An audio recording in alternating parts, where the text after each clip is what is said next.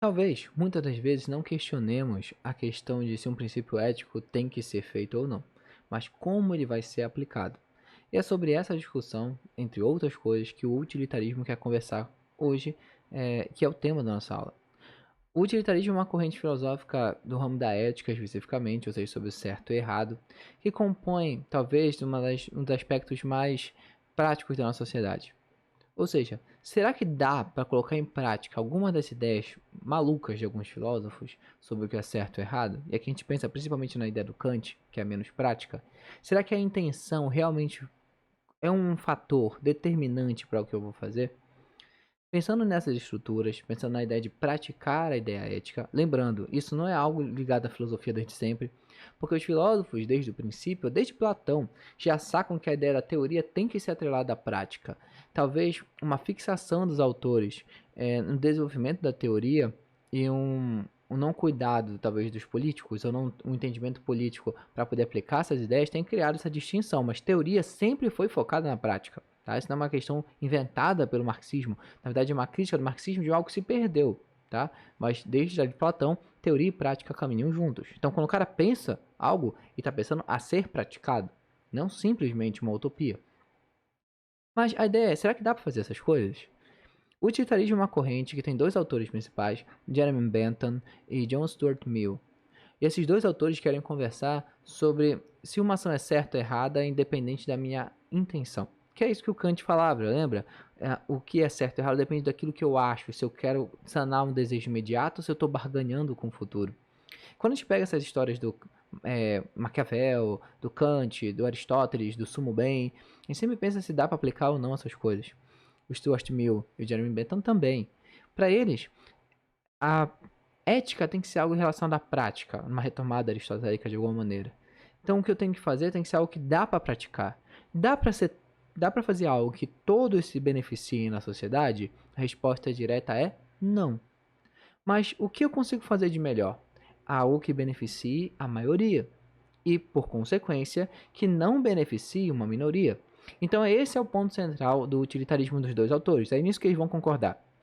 É uma maximização da felicidade ou das benesses para a coletividade, para a maioria, e uma minimização, certo, dos danos, reservado, restrito a uma pequena parcela da sociedade. Então, certo, o ético é aquilo que é bom para uma maioria e aquilo que determinadamente vai acabar atingindo uma minoria, independente da situação. Então, eu tenho que ver aqui, vamos começar pelo Jeremy Bentham, como é que ele vai construir essa ideia. Primeiro que o Jeremy Bentham, ele vai entender que a natureza humana é preciso ser colocada em questão. O que é o ser humano? Dizer o que o ser humano é, o que o ser humano é em essência, te ajuda a entender esse contexto.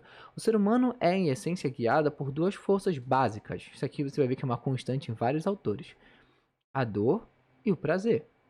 Então a gente fica oscilando essas duas forças basicamente. O ser humano procura dor, quer dizer, procura prazer, desculpem, para poder se livrar da dor. Então a busca do ser humano na vida é uma busca por algo prazeroso, mesmo que não pareça, sempre vai ser algo prazeroso. Então prazer é a busca da vida do ser humano, algo que você sinta prazer. A dor é o momento em que você está longe do prazer, a sua parte da vida mais chata, a parte da vida que te machuca. Então você está o tempo todo buscando prazer, tentando quebrar a dor. Pensando dessa maneira, o que o Jeremy Bentham está propondo para a gente é que, dentro dessa questão da coletividade, os seres humanos estão ali, nessa maximização, buscando ter mais prazer e não ter dor. E essa dor tem que estar relacionada a pequenas quantidades. Então, até correção, quando a gente pensa numa prisão, ele vai pensar que a gente tem que fazer uma prisão para corrigir o ser humano, tem que ser algo desconfortável, algo doloroso, para ele poder querer associar aquilo a algo ruim e não fazer. E aí pensar em buscar algo prazeroso. Então, o que a ação humana é para Jeremy Bentham? Ele é um cara muito entusiasmado com a ciência, é um cara progressivista, né? Um progressista, para ser mais sincero. E aí, nessa visão dele otimista da ciência, ele acredita que a ciência deve sanar todos os problemas da sociedade. Ele está naquela vibe do reformismo social. Então, a ciência tem que ser usada para modificar e melhorar a sociedade. E aí ele tem uma ideia incrível. Simplesmente dá para se calcular, olha a palavra que eu estou usando, calcular, é um uso matemático do termo, em dados quantitativos, o quanto uma ação na sociedade é, é boa para um grupo e quantas pessoas ele beneficia. Se essa atuação beneficiar uma grande quantidade, né, um quantitativo grande de pessoas, ela é boa. Se ela beneficiar apenas uma capacidade reduzida, ela não é boa. Então, algo é bom ou não na sociedade, na visão utilitarista do Jeremy Bentham, desde que ela atinja o maior número de pessoas e os danos estejam restritos a uma pequena parcela da população. Sim, isso mesmo que você ouviu. É claro que você pode estar pensando em vários esquemas escrotos, estruturais, patriarcais, eles podem estar incluídos aqui, porque a visão do Bentham é muito restrita, mas tudo que é muito macro, se você pensar, por exemplo, tudo que é para o bem da humanidade como um todo, vai acabar esbarrando alguns processos ditatoriais, por exemplo, tá? Então, se um grande governo acaba se estruturando, por exemplo, na sociedade, eu quero saber se o governo do Hitler, por exemplo, de alguma maneira, ele é um governo que faz algo certo, né? Ao se impor sobre outro, qualquer tipo de império, é só você ver se vai beneficiar toda a sociedade. E pode ser sociedade global, já que eu estou falando de quantitativos. E se eu ver que não beneficia a sociedade como um todo, aquilo não é um parâmetro ético, aquilo não é uma coisa boa a ser feita. Percebeu? Então essa ideia até que tem as suas relevâncias, dá para entender, porque toda vez que beneficiar um grande grupo de pessoas, vai estar meio que certo. O próprio Kant concordava com isso. Vamos lembrar aquela ideia de que se a minha ação ela for universalizada, se todo mundo fizer que nem eu, será que vai dar certo?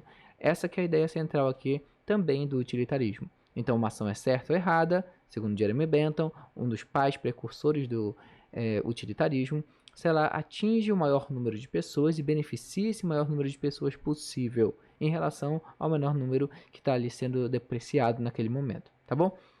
A gente está falando disso porque se uma ação cristã é colocada em dúvida, por exemplo, matar alguém não é algo que o cristianismo prevê. E aí, de repente, eu estou numa situação em que eu preciso matar alguém, ou posso matar alguém, para impedir a morte de tantas outras pessoas. A pergunta é, eu vou fazer isso ou não?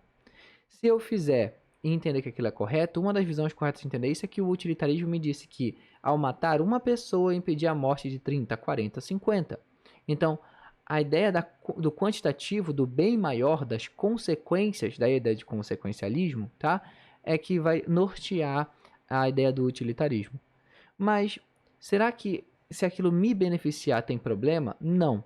Desde que beneficie a maioria, não importa se beneficiou somente a você ou ao grupo todo. Se eu matei aquela pessoa e eu odiava aquela pessoa, isso não é um elemento na equação.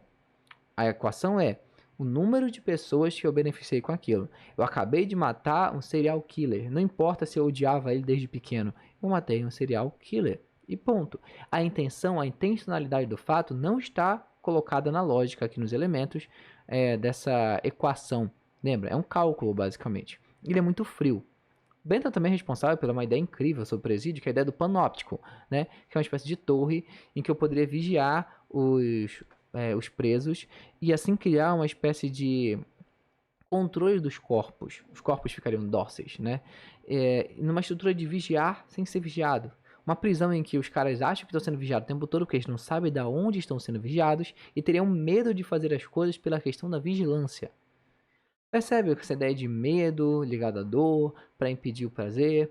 Para o Bentham, a ideia principal de um presídio tinha que estar relacionado principalmente a um local onde as pessoas pudessem se sentir desconfortáveis, tá? Dentro do sentido humano, a ponto de entender que aquela ação não é válida para poder voltar para a sociedade onde eles podem buscar o prazer.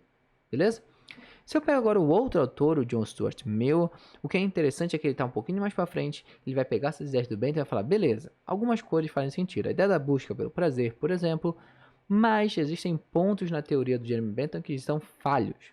O Bentham ignora, por exemplo, as questões das regras morais como um todo, né? Tipo, os valores intrínsecos das sociedades. Para ele, é um cálculo frio matemático. O que, basicamente, a diferença central do Stuart Mill para ele é a seguinte. Stuart Mill vai dizer que é preciso calcular, é algo quantitativo, mas também é algo qualitativo. Afinal, existem diferenças entre uma ação e outra. Então não é só dizer que uma ação beneficiou uma grande quantidade de pessoas, tem que ver o que aconteceu ali. Porque afinal, de um grupo social, de uma sociedade para outra, existem situações que podem ser tão danosas para a sociedade que não vale a pena o bem dessa coletividade em prol da minoria. É só você pensar em algo que todo mundo concordou e é algo muito ruim, tipo matar alguém, tá? e as pessoas concordaram porque tem ódio histórico daquela pessoa e possivelmente você poderia não matar essa pessoa se você pensa em outra estrutura como defesa dos direitos humanos. Então o Stuart Mill vai colocar uma outra coisa na equação, um dado qualitativo. Então, realmente, o ato positivo, o ato certo, é aquele que atinge a maioria das pessoas? É. Mas é só um dado quantitativo? É só a maioria? Não. Também tem que ver o que vai ser feito. Depende da sociedade. Então eu preciso ver qual sociedade eu estou falando, de que coisa eu estou falando, para poder organizar depois esse pensamento. Então não é só qualquer coisa que a maioria das pessoas faça que é certo. Algumas coisas podem estar erradas. Essa é a questão. Eu diria que o John Stuart Mill acaba dando uma refinada na teoria apresentada pelo Bentham. É isso, valeu!